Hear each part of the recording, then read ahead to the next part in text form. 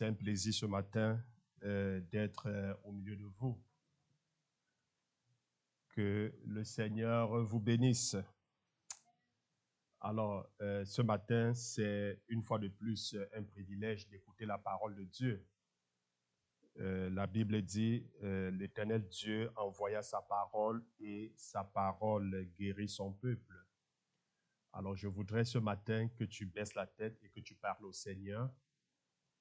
La Bible dit que le Saint-Esprit est le meilleur enseignant. Est-ce que tu peux demander au Saint-Esprit ce matin de te parler? Est-ce que tu peux dire à Dieu de te parler de manière à ce que tu puisses comprendre? Que la parole que tu dois recevoir ce matin, que cette parole puisse te guérir, que cette parole puisse te transformer, que cette parole puisse te donner ce dont tu as besoin. Je voudrais que tu lui dises ce matin, Seigneur, j'ai besoin de toi, car sans toi, je n'y peux rien.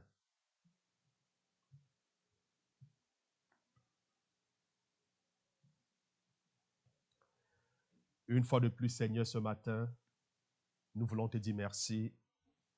Merci pour ta bonté. Merci pour ta fidélité. Merci pour ton amour. Merci pour tout ce que tu fais pour nous. En réalité, ô Éternel, ce que tu fais, personne d'autre n'est capable de le faire. Nous te sommes reconnaissants pour la manière par laquelle tu veilles sur nous, la manière par laquelle tu nous gardes, la manière par laquelle tu nous protèges, tu nous préserves, tu nous arraches du danger. Nous voulons, Seigneur, te célébrer, te dire merci. Merci et 1000 fois merci. Une fois de plus, tu nous as rassemblés ce matin, Seigneur, pour nous parler comme un père parle à ses enfants. Merci pour ce moment de louange, pour ce moment de célébration. Merci pour les instruments dont tu t'es servi. Seigneur, pour nous conduire, Seigneur, à ta sainte présence. Nous voulons donc te demander de continuer ce que tu as commencé ce matin. Nous voulons donc te demander de régner une fois de plus en maître absolu. Oh mon Dieu, tout esprit ce matin qui pourrait se lever contre la connaissance de ta parole, nous les mettons hors d'état de nuit et nous déclarons une fois de plus que seule ta volonté, rien que ta volonté s'accomplisse. Au nom de Jésus-Christ, nous avons prié. Est-ce que je peux entendre Amen? Alors, bien aimé, ce matin, je voudrais parler de l'appel.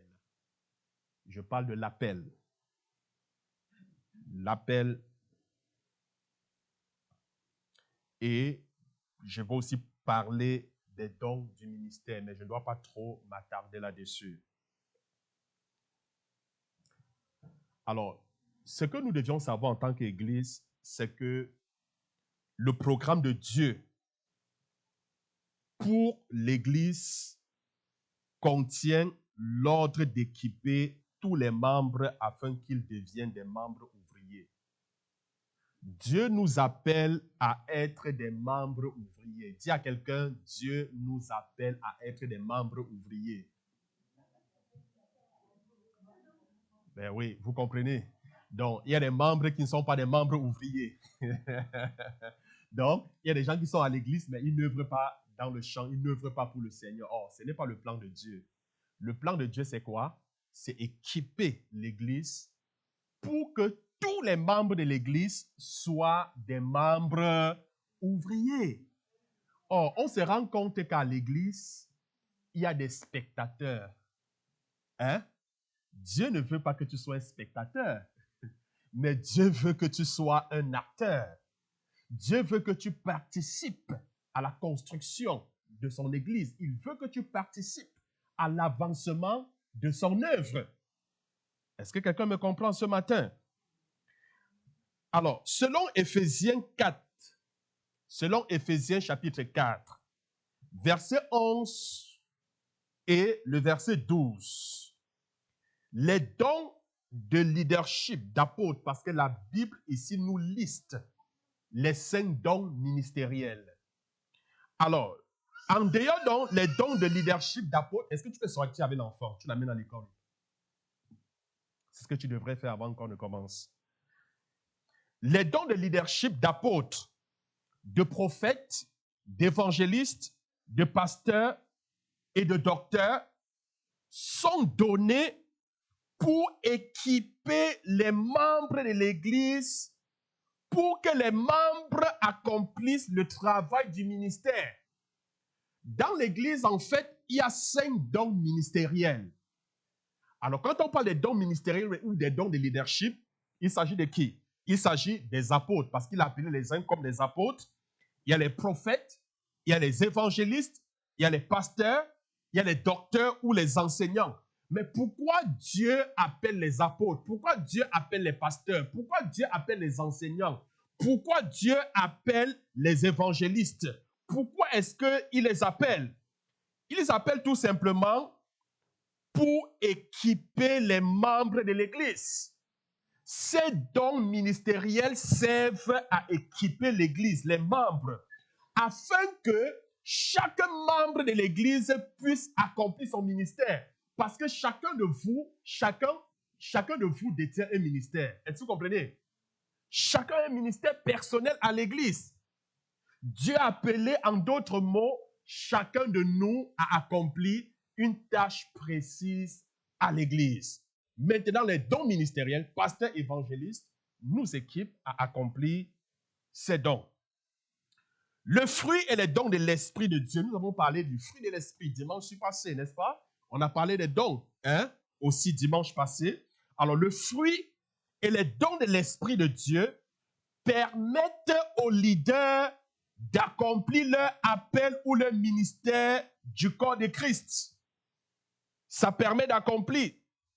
La responsabilité principale d'un leader est d'entraîner et d'équiper les membres pour qu'ils deviennent des membres ouvriers.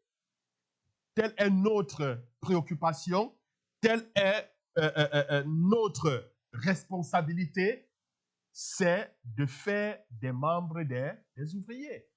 C'est ça la responsabilité. Et des disciples. Parce que Jésus a dit, allez faire des nations des disciples. C'est ça l'objectif. Amen.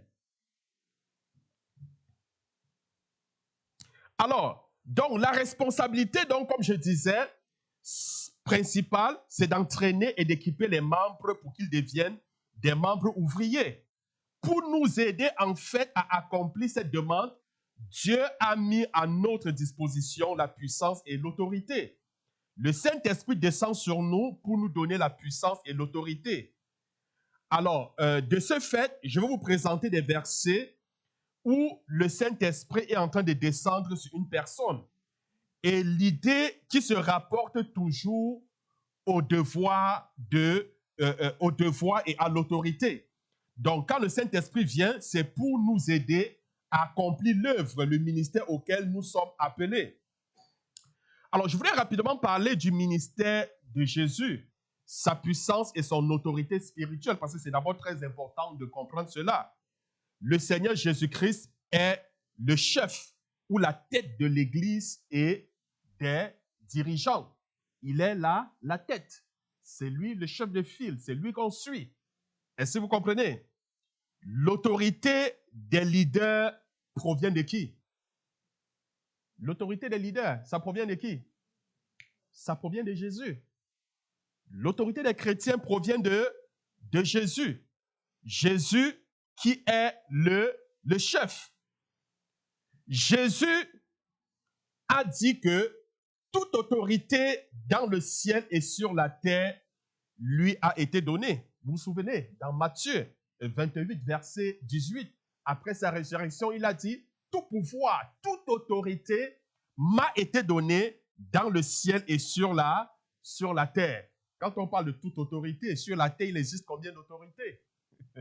Hein? L'autorité militaire, judiciaire, législative, amen, et tout ce que nous connaissons. Mais Jésus dit, toute autorité lui a été donnée. Toute autorité, quel que soit le type d'autorité dans les cieux et sur la terre. Alors, les versets que je veux partager avec vous nous montre la manière dont l'autorité divine et la puissance de Christ sont associées à la présence du Saint-Esprit sur lui. Est-ce que je me fais comprendre? Je vais vous présenter des versets qui nous montrent tout simplement que l'autorité divine et la puissance de Christ sont associées à la présence du Saint-Esprit sur lui. Je voudrais commencer par prendre ce passage dans Ésaïe chapitre 11, le verset 2 au verset 4. Ésaïe chapitre 11, le verset 2 au verset 4. L'Esprit de l'Éternel reposera sur lui.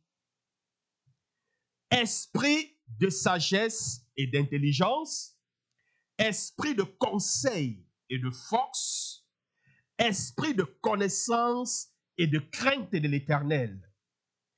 Il respirera la crainte de l'Éternel. Il ne jugera point sur l'apparence. Il ne prononcera point sur un oui dit, mais il jugera les pauvres avec équité et il prononcera avec droiture sur les malheureux de la terre. Il frappera la terre de sa parole comme d'une verge et du souffle de ses lèvres, il fera mourir le méchant. Je voudrais également prendre Ésaïe 42. Ésaïe 42, verset 1 au verset 3. Vous pouvez noter, ça va vous aider également pour la méditation à la maison. Ésaïe 42, verset 1 au verset 3. Voici mon serviteur que je soutiendrai. Voici mon serviteur que je soutiendrai. Mon élu, en qui mon âme prend plaisir. J'ai mis mon esprit sur lui. Il annoncera la justice aux nations. Il ne brisera point le roseau cassé et il n'éteindra point la mèche qui brûle encore. Il annoncera la justice selon la vérité. Je voudrais également prendre Ésaïe. Ésaïe chapitre 61, le verset 1 et le verset 8. L'Esprit du Seigneur, l'Éternel, est sur moi, car l'Éternel m'a oint pour porter de bonnes nouvelles aux malheureux. Il m'a envoyé pour guérir ceux qui ont le cœur brisé, pour proclamer aux captifs la liberté et aux prisonniers la délivrance, car moi, l'Éternel, j'aime la justice. Écoutez, Jésus nous fait comprendre que l'Esprit du Seigneur est sur lui. Et parce que l'Esprit du Seigneur est sur lui, Dieu lui a donné l'onction, la puissance pour libérer les captifs, pour délivrer les opprimés, pour guérir les malades. En d'autres mots, si je peux paraphraser, pour accomplir la mission pour laquelle Dieu l'a envoyé sur terre. Est-ce que quelqu'un me comprend? Alors, quand j'ai médité cette parole, je me suis posé la question, mais si Jésus, le Fils de Dieu, Jésus, Dieu lui-même, parce que dans notre doctrine, nous croyons Dieu en trois personnes, la Trinité, le Père, le Fils et le Saint-Esprit. Le Père est Dieu, le Fils est Dieu, le Saint-Esprit est Dieu. Alors, si Jésus avait besoin de l'Esprit, de l'onction de l'Esprit pour accomplir la mission pour laquelle Dieu l'avait appelé sur terre, mais à plus forte raison, moi, moi qui suis un homme, est-ce que quelqu'un me comprend? Mais si Jésus avait besoin de l'autorité, de la puissance de l'Esprit pour accomplir sa mission sur la terre, mais moi aussi j'ai besoin. Si Jésus avait besoin d'une portion de l'Esprit, je pense que moi j'ai besoin de 10 portions. Est-ce que vous comprenez? J'en ai besoin plus parce qu'il est Dieu. Moi je suis sa créature. Est-ce que quelqu'un me comprend? Et souvenez-vous des paroles de Jésus. Qu'est-ce qu'il dit?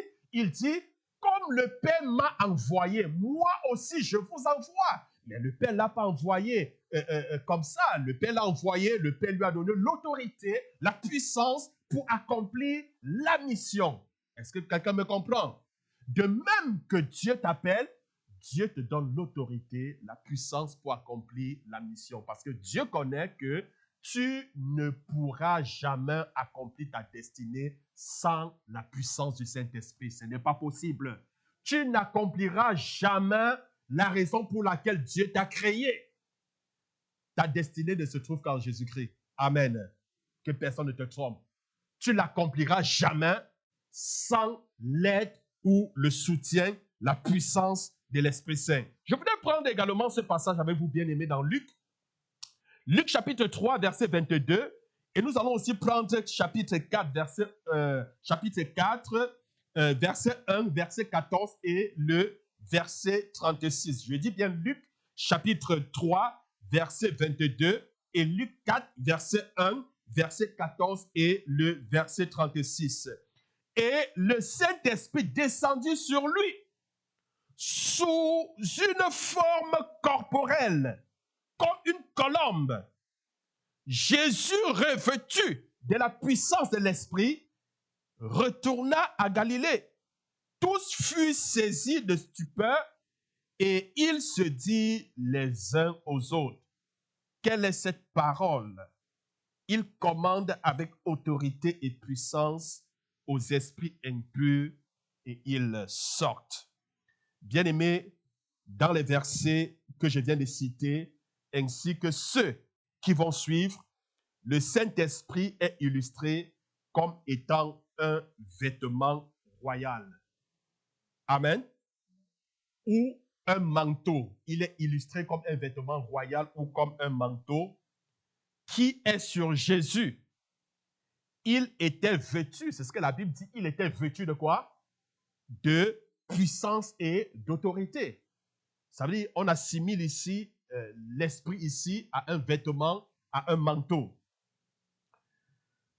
Luc chapitre 24, le verset 29, renferme une merveilleuse promesse pour vous et pour moi. Et voici, il dit, j'enverrai sur vous ce que mon Père a promis. Mais vous, restez dans la ville jusqu'à ce que vous soyez revêtus de la puissance d'en haut. Restez jusqu'à ce que vous soyez revêtus. Et dans Actes des Apôtres, chapitre 1, verset 8, qu'est-ce qu'il dit aux disciples? Il dit aux disciples que, écoutez, vous recevrez une puissance. Le Saint-Esprit survenant sur vous, alors vous serez mes témoins. Jésus leur fait comprendre tout simplement que vous ne pouvez pas accomplir la mission, vous ne pouvez pas accomplir votre destinée. Ce pourquoi je vous ai appelé sans la puissance du Saint-Esprit. C'est la raison pour laquelle il a dit, attendez, vous recevrez une puissance. Le Saint-Esprit survenant sur vous en ce moment, vous serez capable d'accomplir ce pourquoi je vous ai appelé. Si quelqu'un avait compris, quelqu'un devait dire Amen. Gloire à Dieu. Alors, le mot épaule, je voudrais que vous notez le mot épaule. Dans les versets que je vais parler avec vous, le mot épaule parle de la responsabilité et de l'autorité divine. Le mot épaule parle de quoi? Responsabilité et autorité divine. Prenons ce passage dans Ésaïe chapitre 9, le verset 5 et le verset 6. Ésaïe chapitre 9, verset 5 et le verset 6. Car un enfant nous est né, un fils nous est donné, et la domination reposera sur son épaule, c'est-à-dire sur sa responsabilité. On se comprend? Donner à l'empire de l'accroissement et une paix sans fin au trône de David et à son royaume. Si je vais plus loin dans Ésaïe 22, Ésaïe chapitre 22, le verset 21, le verset 22 et le verset 24, la Bible dit, je le revêtirai de ta tunique et je le ceindrai de ta ceinture et je mettrai ton pouvoir entre ses mains. Il sera un père pour les habitants de Jérusalem et pour la maison de Juda. Je mettrai sur son épaule la clé ou alors le gouvernement de la maison de David. Quand il ouvrira, nul ne fermera. Quand il fermera, nul n'ouvrira. Il sera le soutien de toute la gloire de la maison de son Père. Mais la Bible dit que Dieu lui a donné l'autorité, la responsabilité, la puissance. Et lorsqu'il ouvre une porte, qui peut la fermer? Personne ne peut la fermer. Lorsqu'il ferme une porte, qui peut l'ouvrir? Personne ne peut l'ouvrir. Si Dieu dit qu'il t'a béni, qui peut te maudire? Personne ne peut te maudire. Si Dieu dit que tu es libre, mais c'est que tu es libre. Est-ce que quelqu'un me comprend? Dieu te dit ce matin, tu es béni. Est-ce que tu peux dire à quelqu'un, je suis béni ce matin? Car Dieu m'a béni. Je suis comblé ce matin. Car Dieu m'a comblé. Je suis libre ce matin. Car Dieu m'a libéré. Bien-aimé, c'était le même genre de gloire, d'honneur et de puissance qui était donné à Adam et à Ève lors de la création. Vous comprenez? Adam avait reçu, il avait le même honneur. Adam avait la même puissance, celle de dominer le monde, de soumettre le monde, de l'assujettir. Il avait reçu. Ils avaient été créés à l'image de Dieu et ils étaient revêtus de l'autorité divine. Adam et Ève étaient revêtus de l'autorité divine. En se soumettant à Dieu, ils pouvaient régner sur toute la terre. Écoutez, en se soumettant, parce que le secret ici, c'est quoi? C'est se soumettre pour pouvoir régner. Parce que si l'homme était resté soumis à Dieu, il devait continuer à régner sur toute la terre. Cependant, quand ils sont tombés dans le péché,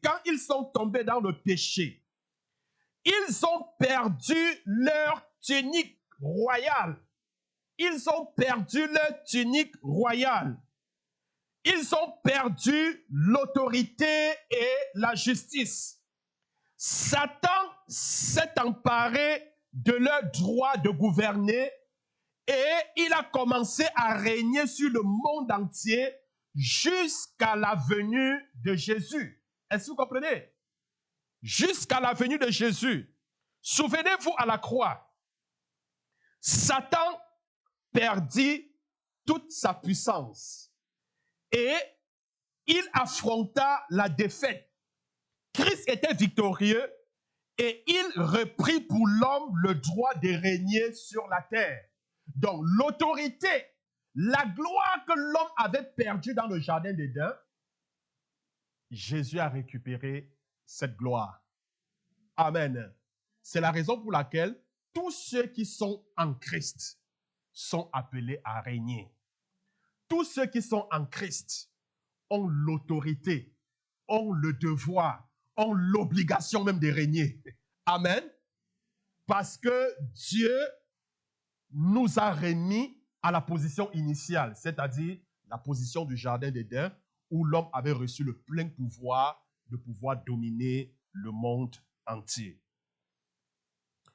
Jésus établit solidement cette vérité dans les esprits de ses disciples après sa résurrection, en annonçant les paroles suivantes.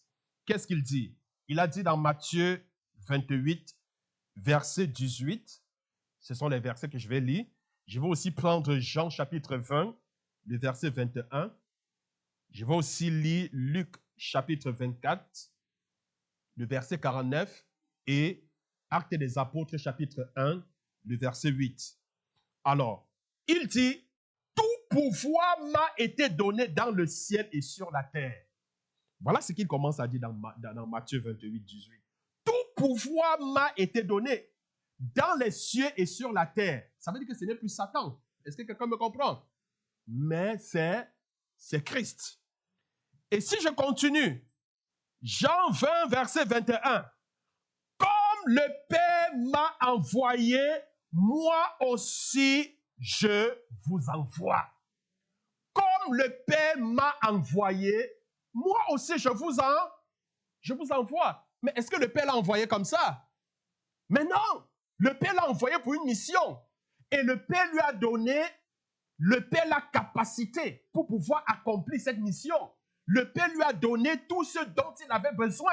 Les dons, les talents, la puissance, l'esprit pour accomplir la mission. Est-ce que vous comprenez? Et Jésus dit, comme le Père m'a envoyé, moi aussi, je vous ai envoyé, je vous envoie. Et qu'est-ce qu'il dit dans Luc 24, verset 49? Et voici, j'enverrai sur vous ce que mon Père a promis. J'enverrai sur vous ce que mon Père a promis. Il nous envoie et il nous dit, écoutez, j'enverrai sur vous ce que mon Père a promis. Et dans Acte 1, verset 8, qu'est-ce qu'il dit? Il dit, mais vous restez dans la ville jusqu'à ce que vous soyez revêtus de la puissance d'en haut. Mais vous recevrez une puissance, le Saint-Esprit survenant sur vous et vous serez mes témoins. Est-ce que quelqu'un me comprend? La chair est loin d'accomplir le plan de Dieu. Dis à quelqu'un, la chair est très loin. La chair est même incapable d'accomplir le plan de Dieu. Si tu comptes sur la chair pour accomplir les plans de Dieu, tu n'accompliras jamais ta destinée. Ta destinée ne veut pas dire que tu peux être ministre, président, sans avoir accompli ta destinée. Est-ce que quelqu'un me comprend? Tu peux être président, mais si tu n'es pas en Christ, tu n'as pas accompli ta destinée parce que la destinée de l'homme se trouve en Christ. C'est en Christ que tu découvres et que tu accomplis ta destinée. Est-ce que quelqu'un me comprend? Alors, bien-aimés, nous avons reçu l'autorité sur les mauvais esprits et sur le diable lui-même par la parole du Seigneur et la puissance de son esprit. Il dit dans Luc chapitre 10, le verset 19, mais je vous ai donné le pouvoir. Je vous ai donné le pouvoir de marcher sur les serpents, de marcher sur les scorpions, de marcher sur toute la puissance de l'ennemi. Et rien ne pourra vous nuire. Il dit, je vous ai donné l'autorité. Mais c'est quoi les serpents? C'est quoi les scorpions? Les maladies, les épreuves, les difficultés, Satan, sa délégation, les esprits impurs dans les lieux célestes.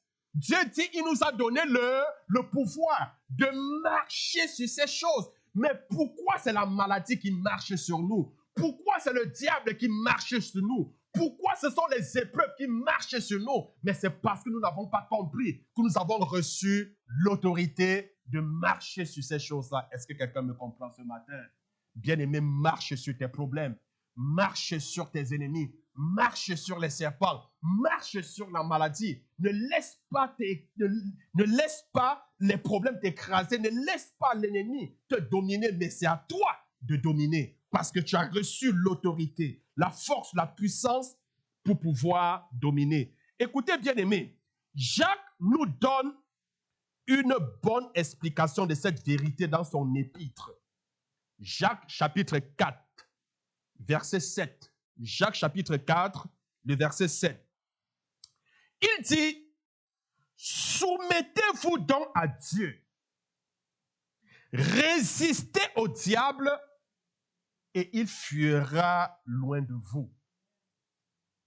Faites comment? Soumettez-vous à. Ensuite, résistez au. Et qu'est-ce qui va se passer? Le diable va s'enfuir. Mais qu'est-ce qui se passe aujourd'hui? On résiste au diable alors qu'on n'est pas soumis à Dieu. Mais comment voulez-vous que le diable s'en aille? Hein? Tu résistes au diable, tu résistes à la maladie, tu résistes aux activités des ténèbres, tu résistes, pourtant tu n'es pas soumis à Dieu. Mais non, soumets-toi d'abord à Dieu, soumettez-vous d'abord à Dieu. Résistez au diable et il s'enfuira loin de vous. Ne l'oubliez pas. Alors, le mot soumettre, dans la langue grecque du Nouveau Testament, est un terme militaire. il signifie être à un rang inférieur. Tu me fais comprendre? Soumettre veut dire quoi? C'est un terme militaire qui veut dire être à un rang inférieur. C'est-à-dire être sous l'autorité d'un officier qui a un rang plus élevé que le nôtre. Est-ce que quelqu'un me comprend? C'est ce que soumettre veut dire. Ça veut dire être sous l'autorité d'un officier qui a un rang plus élevé que le nôtre. Alors, ceux qui sont en autorité doivent premièrement être sous l'autorité. Ça, c'est la première règle. Amen. Ceux qui sont, je dis bien, ceux qui sont en autorité doivent premièrement être sous l'autorité. Si je suis en autorité, je dois d'abord être sous une autorité. C'est un principe. Ça marche comme ça. Alors, écoutez bien, c'est quand nous sommes sous l'autorité que l'autorité descend sur nous. Quelqu'un m'a compris? C'est quand je suis sous l'autorité que l'autorité descend sur moi. Si je ne suis pas sous l'autorité, l'autorité ne descendra jamais sous moi. Est-ce que quelqu'un me comprend? Hein? Et nous parlons et nous agissons avec la puissance de cette autorité, non avec la nôtre. Quand tu es sous l'autorité, tu parles et tu agis avec la puissance de cette autorité et non avec ton autorité. La même vérité s'applique à l'autorité spirituelle. Est-ce que vous comprenez? La même vérité s'applique. Quand nous sommes sous l'autorité de Jésus, son autorité descend sur nous. Quand nous déclarons ses paroles et que nous obéissons à ses commandements, la puissance de son esprit supporte nos actions. Est-ce que quelqu'un me comprend? Nous parlons et nous agissons en son nom. Donc, quand nous déclarons ses paroles, quand nous nous soumettons à sa parole, quand nous obéissons à ses commandements, voici l'ennemi, d'accord? Voici l'ennemi. Supposons Jésus est là, je suis soumis à son autorité, il est là, d'accord? Donc, quand je dis Satan, arrière de moi, alors quand je dis au nom de Jésus, je commande à cette montagne de partir, je te commande Satan de partir. Quand je tends la main, je n'opère pas sous mon autorité, c'est sous l'autorité de Christ, sous qui je suis soumis. Est-ce que vous comprenez? Donc, je parle et puis j'agis sous cette autorité. Parce que je suis soumis. Je suis soumis parce que je marche conformément à sa parole, j'obéis à ses commandements, alors quand je déclare, sa parole, ça s'accomplit. Gloire à Dieu.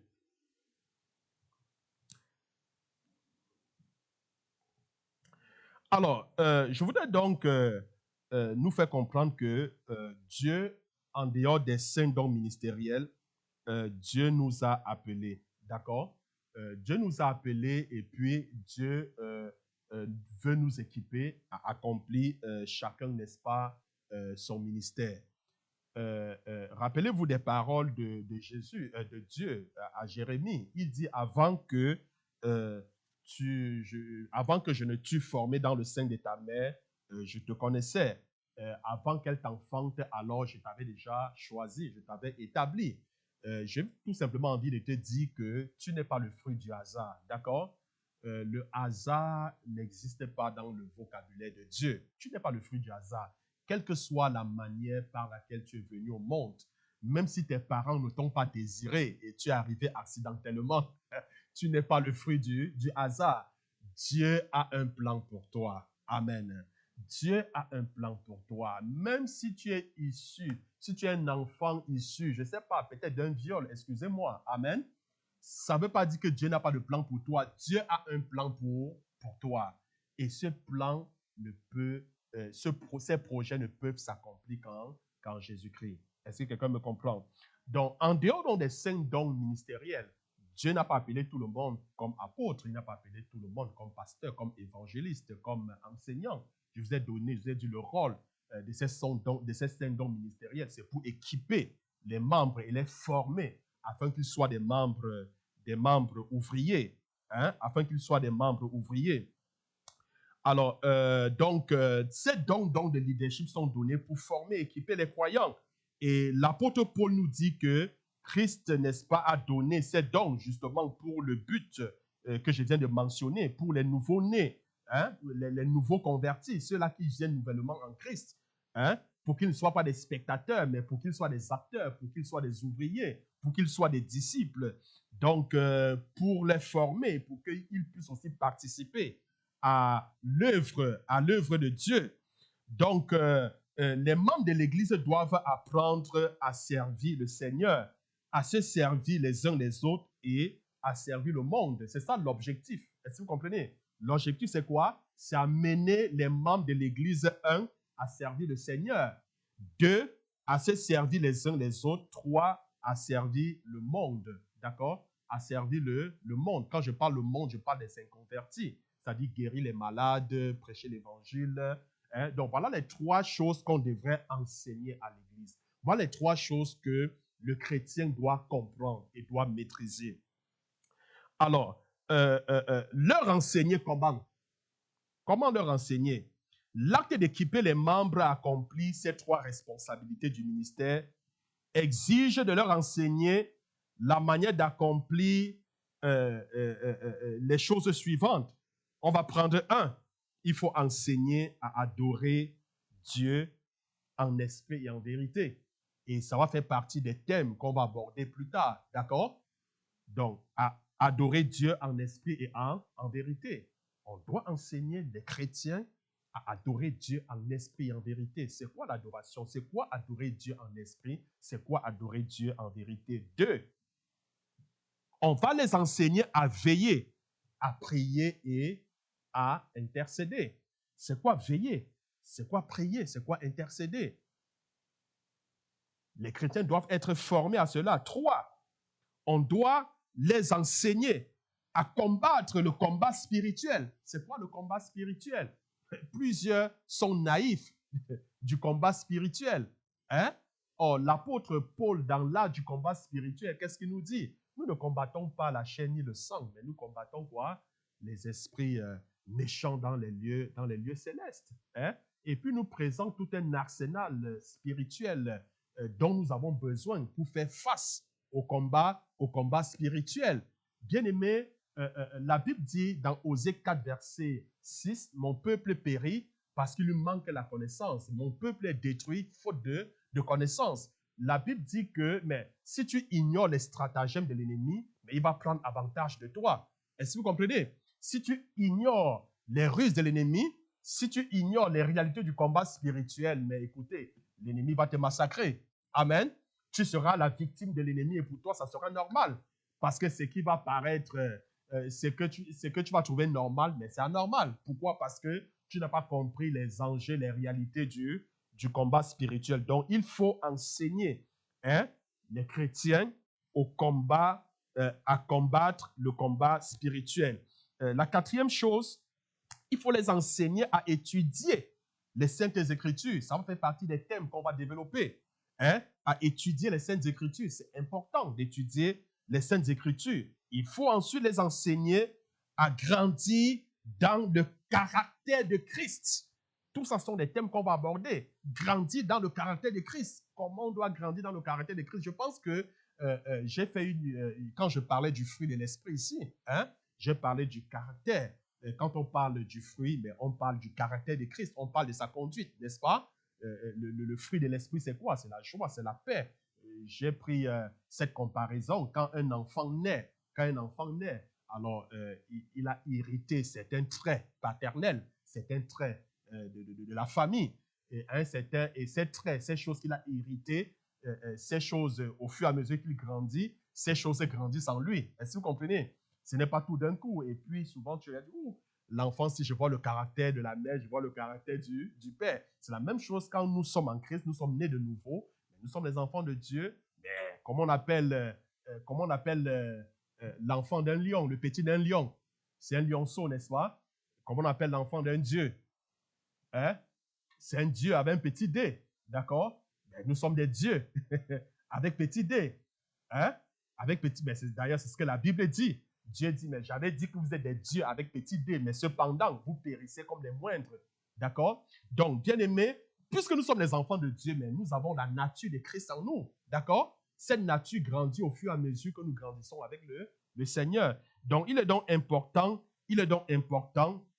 d'enseigner, n'est-ce pas, aux chrétiens de grandir dans le caractère de Christ. Et par la suite, il faut enseigner les chrétiens à exercer les dons de l'esprit. C'est important d'enseigner à exercer les dons de l'esprit. On aurait un enseignement là-dessus, comment exercer les dons de l'esprit. Il faut ensuite enseigner à entendre la voix du Seigneur. C'est important, il y a des gens qui entendent la voix de Dieu, mais ils ne savent pas que c'est la voix de Dieu. Il y a des gens qui ne savent même pas comment entendre la voix de Dieu. Hein? Ils ne savent pas. Hein? Et Samuel a entendu la voix de Dieu, il ne savait pas que c'est Dieu qui lui parlait. Il a fallu qu'on lui enseigne. Est-ce que vous comprenez? Il a fallu qu'on lui dise que voilà ce que tu dois faire. Donc, il est important donc que le chrétien soit enseigné comment entendre la voix de Dieu. Et puis, il doit être enseigné comment servir les saints. Hein? Comment servir les saints? Comment servir les enfants de Dieu? Comment je peux servir les enfants de Dieu? Comment? Qu'est-ce que je fais pour servir les saints, pour servir les enfants de Dieu? C'est très important. Ensuite, on va parler, enseigner également les chrétiens à témoigner à l'inconverti. C'est important, hein, que le croyant témoigne à l'inconverti. C'est très important. Il y a des gens qui sont venus à Christ, mais ils n'ont jamais témoigné. Hein, aux non-chrétiens, ils n'ont jamais fait. Pourquoi? Mais tout simplement parce qu'on ne peut pas les en vouloir. Hein, parce qu'ils n'ont pas compris l'importance. Parce qu'ils n'ont pas été enseignés là-dessus. Vous comprenez? Donc, c'est important de connaître ces choses. Alors, c'est ainsi donc, bien aimé, que les membres grandiront et se développeront dans le Seigneur Jésus et qu'ils donneront plus de force à son corps. Si on les enseigne ces choses-là, ils vont grandir, ils vont se développer et ils seront des atouts, une force pour le corps de Christ. Chaque membre est un ministre. Amen. Dis à quelqu'un, chaque membre est un ministre. Gloire à Dieu. Les enfants de Dieu ne doivent pas ressembler à des petits enfants qui sont toujours à la recherche d'aide. Hein? Les enfants de Dieu ne doivent pas ressembler aux petits enfants qui sont toujours à la recherche d'aide. Vous savez, les petits enfants, ils sont toujours, oh, aide-moi, j'ai besoin. Ils ne veulent pas grandir. Ils veulent toujours qu'on les aide. Amen. Ils doivent grandir en Christ afin de pouvoir servir dans le royaume de Dieu. Nous observons ce même problème avec les croyants juifs dans le Nouveau Testament. Hein? Et dans Hébreux chapitre 5, du verset 12 au verset 14. Hébreux chapitre 5, verset 12 au verset 14. Vous, en effet, qui, depuis longtemps, devriez être des maîtres, vous avez encore besoin qu'on vous enseigne les premiers rudiments des oracles de Dieu.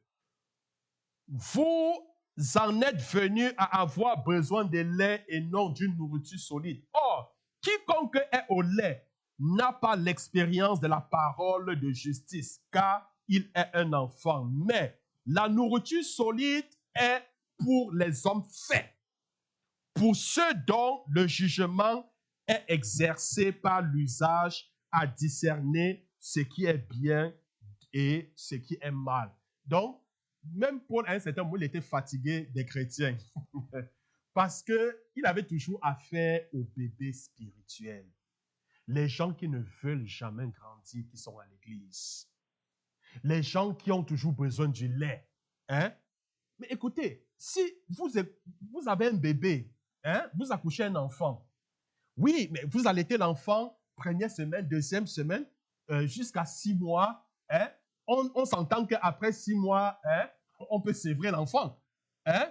Mais il y a des gens, après 5 ans, ils sont toujours au lait. Est-ce que c'est normal? Mais c'est bizarre. Un enfant de 2 ans qui continue à prendre du lait maternel, hein? Ça ne l'aide pas ben ben. Vous êtes d'accord avec moi? Hein? Ça ne l'aide pas. Vous comprenez? Il pleurniche toujours. Il a toujours besoin d'aide. Mais non, on a besoin de la nourriture solide. Hein? Et c'est ce que Paul se plaint. Il dit, mais écoutez, vous qui étiez supposés être des maîtres, mais vous êtes encore des bébés, vous êtes encore des enfants. Il faut qu'on vous enseigne encore les petites choses. Mais non, mais non. Est-ce que quelqu'un me comprend? Ne soyons pas des bébés. Un bébé spirituel, c'est qui? Hein? C'est quelqu'un qui veut toujours se faire aider, mais qui n'aide jamais. Hein? Mais jusqu'à quand? Mais prie aussi pour les autres. Hein? Tu es aussi appelé à prier pour les autres. Tu es aussi appelé à les rendre visite. Tu es aussi appelé à exhorter. Est-ce que vous comprenez? Tu es appelé même à délivrer, à prier pour les malades, à prier pour que les gens guérissent. Est-ce que quelqu'un me comprend ce matin? C'est très, très important. Alors, bien-aimés, ne restons pas au lait, mais habituons-nous à la nourriture solide. Chaque membre doit devenir un membre capable de servir et d'accomplir son propre ministère pour le Seigneur, que ce soit envers l'inconverti ou alors envers les croyants. Alors, il y a d'autres ministères mentionnés par Paul en dehors des 5 dons ministériels, et c'est ce qu'on va rapidement voir, d'accord? Donc, il y a d'autres ministères à l'Église. Il n'y a pas seulement les pasteurs, il n'y a pas seulement les apôtres, il n'y a pas seulement les évangélistes, hein? Il n'y a pas seulement les prophètes, il n'y a pas seulement les enseignants, mais il y a d'autres ministères. Il y a d'autres ministères. Peut-être que tu peux te retrouver dans ces ministères. Alors, je vais commencer par servir et aider. Il y a des gens qui ont le ministère de servir et d'aider. Est-ce que vous comprenez? Ceci parle du service pratique au cœur de la congrégation locale. Quand je parle de service, je parle de quoi? Je parle du service pratique au cœur de la congrégation locale. Hein? Venir, par exemple, nettoyer le sol. Hein? Mais c'est un service. Enlever la poussière sur les meubles. Vous croyez que c'est rien, mais c'est important aux yeux de Dieu. Est-ce que vous comprenez? Il n'y a pas de petit service dans la maison de Dieu. Vous comprenez? Celui qui vient faire le nettoyage et celui qui se tient pour prêcher, vous croyez qu'il y a une différence? Tous œuvrent pour la même personne. Est-ce que vous comprenez? Ça ne veut pas dire que celui qui se tient pour prêcher est plus grand que celui qui... Non, non, non, non, non. Nous sommes tous les ouvriers du Seigneur. Ne néglige pas ta tâche. Ne pense pas que tu es un membre moins important. Souvent, c'est ça le problème. Souvent, on pense que non, je suis insignifiant, non. On dit, ben, ce que je fais, c'est... Non, non, non, non, ce n'est pas insignifiant. La Bible dit, nous formons le corps de Christ. D'accord? Et nous sommes les membres qui formons tous un corps, qui est le corps de Christ. Alors, dites-moi, tout comme le corps humain est formé de plusieurs membres, est-ce que la main peut dire à la bouche, je peux faire sans toi, je n'ai pas besoin de toi? Est-ce que les yeux peuvent dire, je ne sais pas, aux pieds, je peux fonctionner sans toi? Est-ce que c'est possible? Mais ce n'est pas possible. Mais excusez-moi, je vais vous raconter une petite anecdote, une petite histoire. Alors, un jour, le corps, hein, tout le corps a dit, excusez-moi du thème, à l'anus, toi tu ne sais à rien. Parmi tous les membres du corps, tu es le membre le moins important. Et puis, l'anus s'est fâché, d'accord? Et puis, il a décidé de boucher. Il a dit, OK, comme je ne sais à rien, je vais boucher. Je vais voir où les selles, je vais voir par où ça va sortir. D'accord? Et puis, il a bouché, il a arrêté de fonctionner. Ben oui, la bouche qui était le premier à dire, on n'a pas besoin de toi. Ben oui, ça mange, oui, tous les sens les contents, mais ça digère, tout travaille bien, mais tout reste, ça ne descend pas. Est-ce que vous comprenez? Le ventre commence à être ballonné. Est-ce que vous comprenez? Le foie commence à être attaqué. Est-ce que vous comprenez? On parle d'une occlusion intestinale. Hein? Et ce qui était censé sortir par le bas, ça commence à sortir par la bouche. Vous comprenez? Et tout le corps s'est senti malade, la fièvre, tout le corps. Alors, c'est une repentance générale. Ils ont donc dû supplier en disant que c'est maintenant qu'on se rend compte que toi, qu'on pensait que tu étais le membre le moins important, que tu es très important. Amen. Il a dit OK, il a débouché et puis toi, commencé à continuer à bien fonctionner. En fait, c'est juste pour dire quoi? C'est juste pour nous dire que le membre qu'il pense être le moins important, c'est le plus important. Est-ce que vous comprenez cela? La Bible dit que la Bible demande en fait de ne pas négliger les faibles commencements. Alors, c'est quand tu es fidèle dans peu de choses que Dieu te confie de grandes choses. Donc, quand je parle donc du service, ceci parle du service pratique au cœur de la congrégation locale. Donc, nous pouvons y trouver l'office de diacre ainsi que plusieurs autres activités. Je ne voudrais pas trop m'attarder là, sinon je vais prendre toute la journée. Alors, parlons également d'un autre don, l'exhortation. Hein? L'exhortation. Il y a des gens qui ont le ministère de l'exhortation. Vous comprenez? Exhorter signifie quoi? Qu'est-ce que ça signifie? Exhorter signifie encourager. Exhorter signifie inspirer, avertir et informer les enfants de Dieu. Le but de ce ministère est d'éveiller les croyants pour l'adoration, le travail, le combat et le témoignage pour le Seigneur. Celui qui exhorte attise le feu de notre foi. Il attise le feu de notre foi. Il y a les gens qui ont le don, c'est-à-dire cette capacité naturelle que Dieu leur a donnée de pouvoir encourager. C'est-à-dire quand ils trouvent quelqu'un qui faiblit, non, ne lâche pas, continue. Ce sont des épreuves, ça va. Est-ce que vous comprenez? L'exhortation. Il y a des gens qui sont appelés pour cela. Mais c'est un don. Mais qu'est-ce que tu fais de cela? Mais utilise cela. Amen. Utilise et le Seigneur va te bénir. Il y a donner. Il y a des gens qui sont appelés à donner. D'accord? Qui savent très bien donner. Ce ministère implique quoi? Ça implique l'acte de donner de nos biens terrestres, habituellement de l'argent, pour le soutien de l'œuvre du Seigneur. Celui qui donne doit être honnête, sincère et humble. Il doit être sensible à l'esprit et doué de sagesse. C'est seulement alors que le montant convenable peut être donné au groupe approprié, au moment convenable et pour de bonnes raisons. Est-ce que vous comprenez? Oui, et pour de bonnes raisons. Il le donne volontairement, sans contrainte. Amen. Ça vient de lui parce qu'il sent la nécessité. D'accord? Parce que quand ce n'est pas contrainte, ce n'est plus, il n'y a plus la bénédiction là. Ça vient du cœur. Amen. L'administration. Il y a des gens qui sont doués dans l'administration. Il y a les administrateurs ici. Mais c'est toi de ce don. Amen. Mais cela, utilise cela pour l'avancement de l'œuvre de Dieu.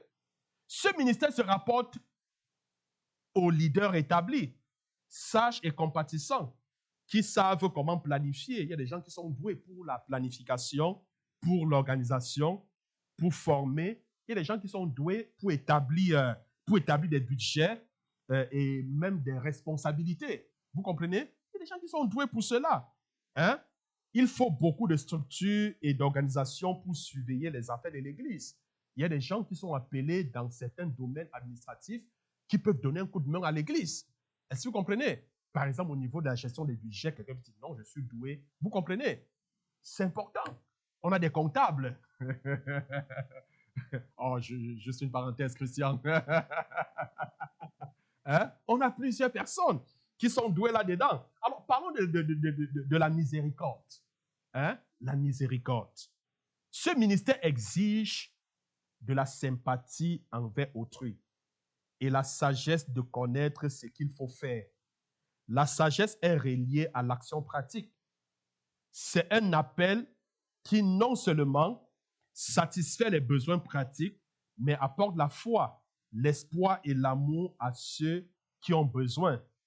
Il y a un grand besoin dans le corps de Christ pour des anges de miséricorde. Est-ce que vous comprenez? Il y a le ministère des miracles et de la guérison. Hein? Le ministère des miracles et de la guérison. Les miracles montrent la puissance de Dieu et ils sont une preuve de sa présence. Hein? Leur but est de guider les inconvertis vers Dieu et d'établir la foi des saints.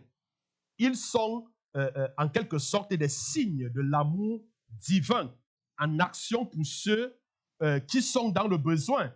Ces ministères préparent le chemin pour l'évangile de grâce du Seigneur.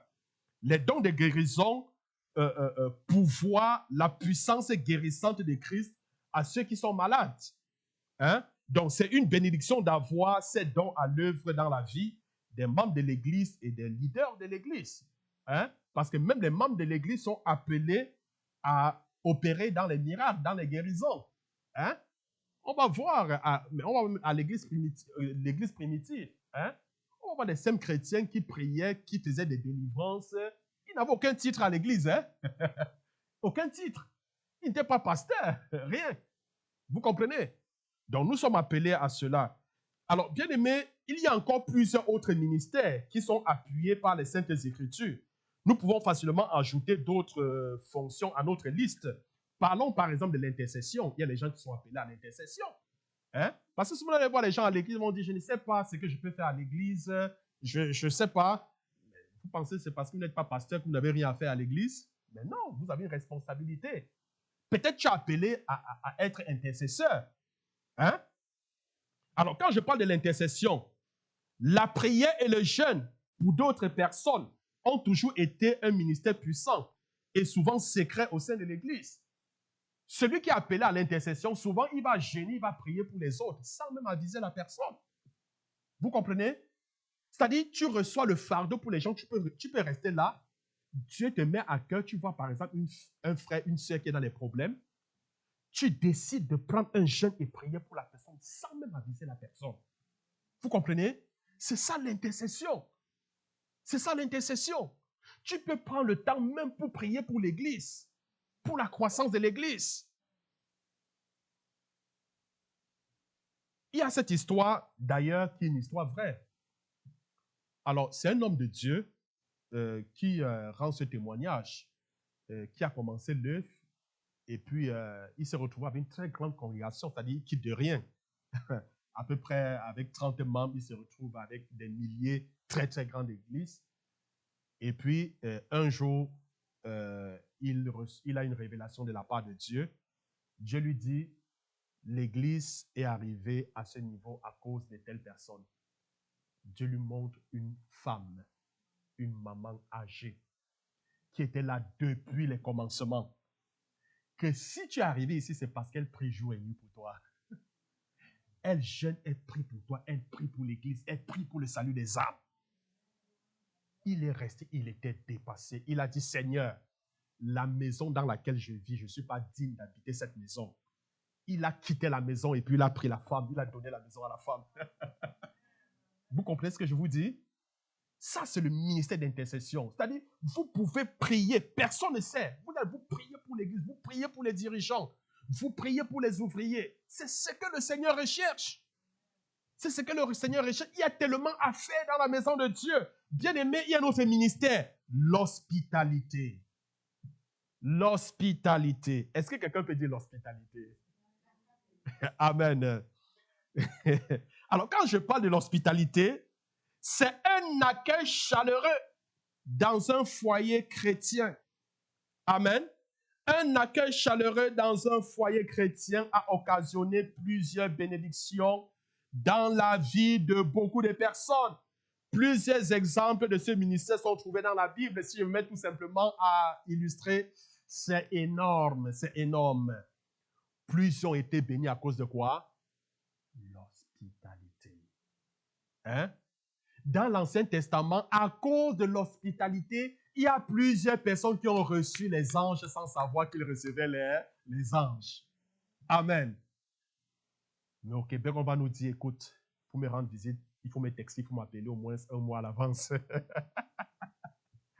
Bon, culture, ben oui. Hein?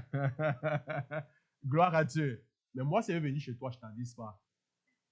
Je toque, tu veux, tu me reçois, tu veux, tu me reçois pas. Amen. Peut-être un ange peut prendre ma face et puis te rendre visite et puis tu... Ah, c'est ton problème. Gloire à Dieu. L'hospitalité. Bien-aimé, c'est très, très important. Très important. Très important. Si l'autre n'avait pas accueilli les anges, il ne savait même pas que c'était des anges. Hein? Est-ce qu'il aurait été sauvé de la destruction? Non. Dieu épargné. Il a accueilli des anges sans savoir. Abraham a accueilli les anges sans savoir qu'il accueillait des anges. Est-ce que vous comprenez? Il ne savait pas. Il ne savait pas. Regardez cette femme, hein, qui a accueilli le prophète, qui a accueilli Élisée. Hein? Il lui a donné tout son pot. C'était un moment où il y avait la famine en Israël. Elle a reçu. Et puis elle a donné tout ce qu'il fallait, tout ce qu'elle avait. Hein? Elle a tout fait. Il a mangé et puis elle devait attendre la faim. Elle devait attendre la mort comme les autres. Mais à cause de son hospitalité, l'homme de Dieu a dit, il ne te manquera jamais d'huile ni de farine. Vous comprenez? C'est très, très, très important. Mais parlons du ministère de la visitation, par exemple. Hein? La visitation. Hein? Et quand on parle même d'hospitalité, j'aime aller chez Myriam sans publicité. Amen. Oh. Mika, il faut aller là-bas. Tu vas savoir c'est quoi l'hospitalité. Hein? Donc, tu arrives, tu te gâtes, et puis tu vas dans le frigo, tu ramasses ce que tu veux, et puis tu t'en vas. et tu t'en vas, c'est elle-même qui va te rappeler, oh, viens, prends ça, ça va te dire, oh, c'est terrible. Amen. Oui, c'est un ministère. Vous comprenez? C'est un ministère. C'est un ministère très important. Alors, parlons de la visitation. Nous pouvons apporter l'amour de Dieu à d'autres personnes quand elles ne peuvent pas venir nous voir. C'est important la visitation. Vous allez voir, écoutez bien aimés, quand il y a plusieurs mêmes maladies aujourd'hui qui sont liées à quoi? La solitude. Souvent on parle de stress, la dépression, toutes ces choses, souvent c'est la solitude. Souvent on a des personnes, des vieillards au milieu de nous qui ne peuvent pas, souvent certains dimanches, ils ne sont pas capables de venir. Ce n'est pas parce qu'ils ne veulent pas. Peut-être parce qu'à cause des rhumatismes, ça ne va pas. Est-ce que vous comprenez? Ça ne file pas bien. Est-ce que vous comprenez? Mais allons vers eux. Après le culte comme ça, non, je ne t'ai pas vu à l'église, mais allons leur rendre visite. Et prions pour eux. Partageons avec eux la parole qui était dite. Est-ce que quelqu'un me comprend? C'est important. Donc, bien aimé, nous pensons donc à ceux qui sont malades. Pas seulement aux personnes âgées, il y a des personnes qui sont malades. Souvent même à la maison parce que ces gens sont malades, ne peuvent pas venir nous voir, ne peuvent pas venir avec nous. Souvent, ils sont dans des lits, dans des hôpitaux, mais allons vers eux. Hein? Ces personnes sont seules. Hein? Et même ceux qui sont dans les prisons. Hein?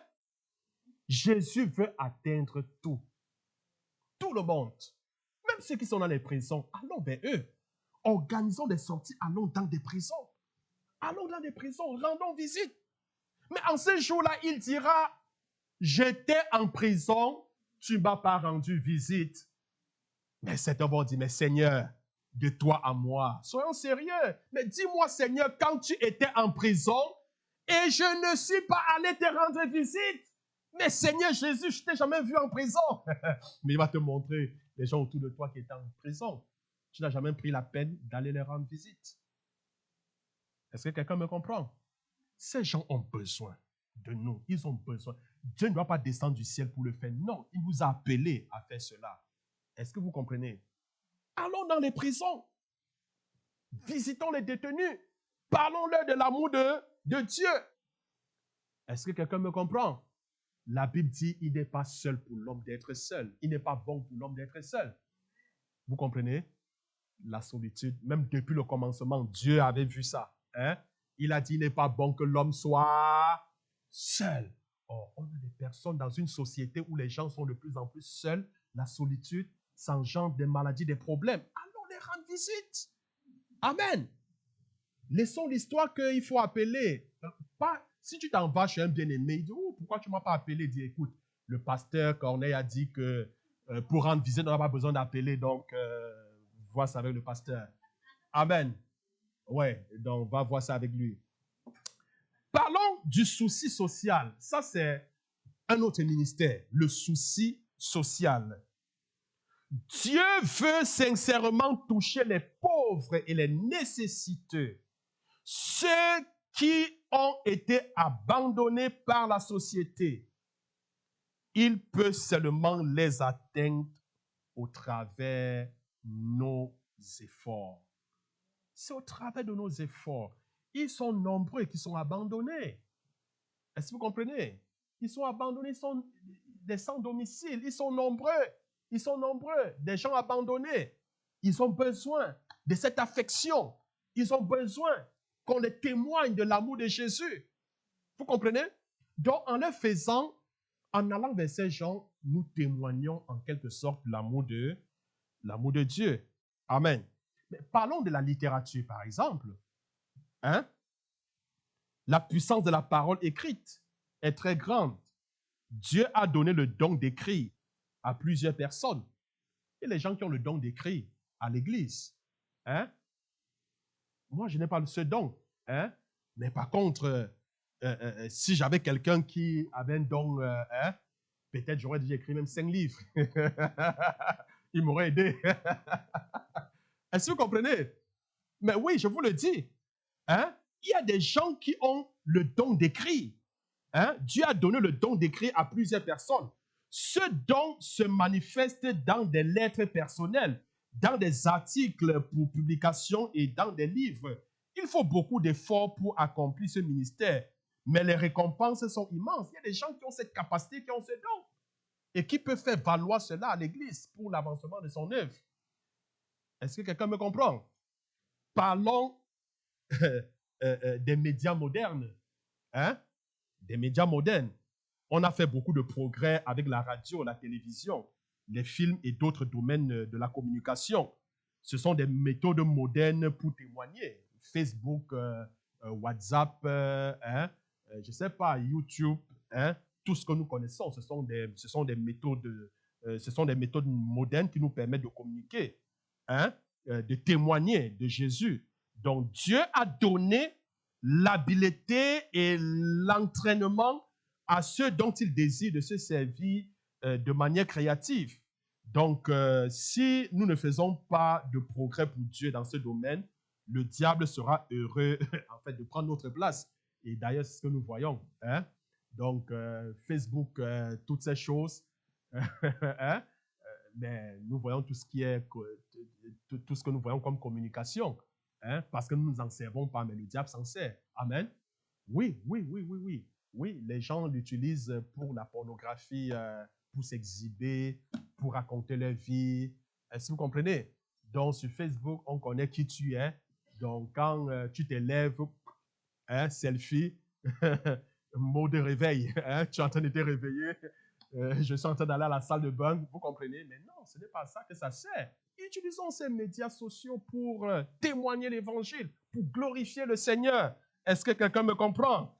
Mais parlons des beaux-arts, je vais rapidement chuter. Parlons des beaux-arts, c'est un ministère. Dieu a permis à la musique chrétienne de devenir une grande bénédiction à travers les siècles. Alors, il est temps de ramener les autres branches des beaux-arts dans l'arène de Dieu. Ces talents peuvent être touchés par l'Esprit de Dieu pour nous aider à enseigner, à varier nos cultes d'adoration, par exemple, et pour être un meilleur témoin pour Jésus-Christ à travers le monde. Ces choses ne seront plus accomplies au nom de l'art, mais l'art sera pour la gloire de Dieu. L'art sera pour la gloire de Dieu. Mais j'ai assisté à, c'est François Bergeron, l'artiste à la crème, mais c'est formidable. Voilà l'art pour la gloire de Dieu. Voilà quelqu'un qui utilise l'art pour enseigner. Vous comprenez? Et c'est ce qu'on recherche. Hein? C'est-à-dire, il vient, la peinture, et oh, c'est sans voix, c'est magnifique. C'est magnifique. Voilà donc comment on peut ramener d'autres domaines artistiques en dehors de la musique au service de Dieu. Chutons avec la réconciliation. Amen. Réconcilier signifie rapporter à une entente paisible ceux qui étaient des ennemis. Réconcilier signifie quoi? Rapporter à une entente paisible ceux qui étaient des ennemis. La première chose est naturellement la paix d'une personne avec Dieu. Il y a ensuite le besoin d'être en paix avec notre prochain. Ceci est surtout dans l'Église, hein, où on voit l'hostilité et les querelles parmi les croyants sont comme une blessure douloureuse dans le cœur de Christ. Hein? Souvent, ça se voit, des chicanes, même entre les croyants. Hein? Tu vois quelqu'un s'élève, il te salue, mais la personne à côté ne salue pas. Quelqu'un s'élève, il te regarde, quand il est souriant. Pourquoi? Ce sont les choses qu'on vit ces choses à l'église. Vous comprenez? On vit ces choses à l'église, des querelles. Mais il faut un ministère de réconciliation. C'est important. Il y a des gens qui sont appelés à réconcilier. Ne dis pas que je me mêle de ce qui ne te regarde pas. Non, ça te regarde, mêle-toi. Si quelqu'un te demande, dis, écoute, le pasteur m'a demandé de me mêler. Est-ce que quelqu'un me comprend? Mais oui, mêle-toi. Parce que c'est une affaire de tous. Est-ce que vous comprenez? Si tu constates que ça ne va pas entre toi et toi, mais écoute, mets-leur ensemble et puis parle-leur. Hein? Ce n'est pas qu'une histoire qui ne te regarde pas. Mais non, nous sommes, ne sois pas comme Abel qui a dit, où Dieu a dit, mais où est ton frère? Il a dit, je suis devenu l'ange gardien de mon frère. Mais oui, tu es l'ange gardien. Tu dois veiller. Gloire à Dieu. C'est très, très important, bien-aimé. Donc, comme je disais, l'hostilité et les querelles parmi les croyants sont comme une blessure douloureuse dans le corps de Christ. Il n'est pas étonnant de lire dans les Écritures Matthieu chapitre 5, le verset 9. Heureux ceux qui procurent la paix, car ils seront appelés fils de Dieu. Heureux ceux qui procurent la paix. Heureux ceux qui procurent la paix. Bien-aimés, il y a beaucoup qui ont été blessés même dans la maison de Dieu à cause des querelles, à cause des problèmes. Il y en a même qui ne viennent pas à l'église. Pourquoi? Parce qu'ils ont été heurtés, ils ont été blessés par X ou par Y. Donc, nous devons, n'est-ce pas, de réconcilier. Déjà, la Bible dit que Dieu a réconcilié le monde. Christ a réconcilié les hommes avec Dieu. Et il nous a donné le ministère de la réconciliation. Nous avons le ministère de la réconciliation. Donc, nous sommes appelés à réconcilier, n'est-ce pas, les gens, à apporter la paix au milieu de nous. Alors, bien-aimés, que le Seigneur vous bénisse. Amen. Et je vais te donner tout simplement ce conseil comme l'apôtre, comme Jacques. Ne te borne pas seulement à écouter la parole de Dieu, mais mets-la en pratique. C'est lorsque tu mettras la parole de Dieu en pratique que la puissance de Dieu sera activée dans ta vie. Et c'est en ce moment-là qu'il pourra accomplir sa volonté parfaite dans ta vie. Alors, je voulais te prier que, comme cette semaine commence, que le Seigneur puisse commencer avec chacun de nous. La Bible dit, il est le commencement et la fin de toutes choses, l'alpha et l'oméga. Comme tu commences, que l'Esprit de Dieu te précède tout le long de la semaine. La Bible dit, lorsque l'ennemi viendra comme un déluge pour nous engloutir, l'Esprit du Seigneur dressera un standard. Que le Seigneur lève un bouclier, un standard, afin de te garder, de te protéger de tout ennemi tout le long de cette semaine. Que le Seigneur te protège, te préserve de tout incident, de tout accident. Que le Seigneur te garde de la main du malin. Que 1000 tombent à ta gauche, 10 000 à ta droite. Tu ne seras pas atteint. De tes yeux, tu regarderas, tu verras la rétribution des méchants. Car l'Éternel est ton rocher. L'Éternel est notre soutien. C'est celui en qui nous nous confions. Le Seigneur n'a-t-il pas dit, il ne permettra pas qu'aucun fléau n'approche ta tente? Je voulais déclarer ce matin qu'aucun malheur n'approchera ta maison. Je dis bien aucun malheur n'approchera ta maison. La Bible dit, l'ange de l'Éternel campe autour de ceux qui le craignent et la rage du danger, parce que tu es un enfant de Dieu. Je voudrais donc déclarer que l'ange de l'Éternel campe autour de toi, que l'ange de Dieu soit à tes côtés pour te garder, pour te protéger, pour te préserver de toute forme d'accident, de toute forme, n'est-ce pas, des plans de l'ennemi contre toi. La Bible dit que lorsque l'ennemi viendra comme un déluge, mais le Seigneur nous protégera, car le nom de l'Éternel est une tour forte et le juste s'y réfugie. Dans le nom de l'Éternel, je viens cacher chacun de nous. Je dis bien, je viens cacher chacun de nous. La Bible dit, celui qui veille sur Israël ne dort ni ne sommeille. Bien-aimé, je prie que la main de l'Éternel se pose sur toi, que l'Éternel veille sur toi, que l'Éternel veille sur tes enfants, qu'il veille sur ta famille, qu'il veille sur ta maison, qu'il veille sur ton travail, qu'il veille sur tes activités. Je voudrais déclarer que tout ce que tu vas toucher tout le long de cette semaine, cela te réussira. Je dis bien, cela te réussira. La Bible dit, l'Éternel ordonnera à la bénédiction de t'accompagner. Je déclare que la bénédiction de l'Éternel t'accompagne tout le long de ce mois. Que la bénédiction de l'Éternel t'accompagne tout le long de cette semaine. Toute ta vie, que la bénédiction de l'Éternel t'accompagne. Que sa bénédiction t'accompagne. Je dis bien que sa bénédiction t'accompagne. Que sa bénédiction t'accompagne. Bien-aimé, je voudrais sceller chacun de nous dans le sang précieux de Jésus. Je voudrais te déclarer invisible à l'œil de l'ennemi. Le Seigneur n'a-t-il pas dit dans Matthieu 6, quand vous priez, dites notre Père qui est dans les cieux, que ton nom soit sanctifié, que ton règne vienne, que ta volonté soit faite sur la terre comme au ciel. Seigneur, je voudrais te demander d'accomplir ta volonté dans nos vies. Que ta volonté, que ce que tu as arrêté au ciel dans ton agenda, nous concernant nos enfants, tout le long de cette semaine, accomplis-le, ô Éternel des armées. Accomplis ta volonté. Rien que ta volonté. Ne permet pas que la volonté de nos ennemis s'accomplisse. Ne permet pas que la volonté de ceux qui nous combattent s'accomplisse. Mais que seule ta volonté, dans tous les domaines de nos vies, s'accomplisse au nom suprême de Jésus. Comme nous voulons nous séparer, Seigneur, que ta présence aille avec chacun de nous. Que la grâce de Dieu le Père, la communion du Fils et du Saint-Esprit soit notre partage.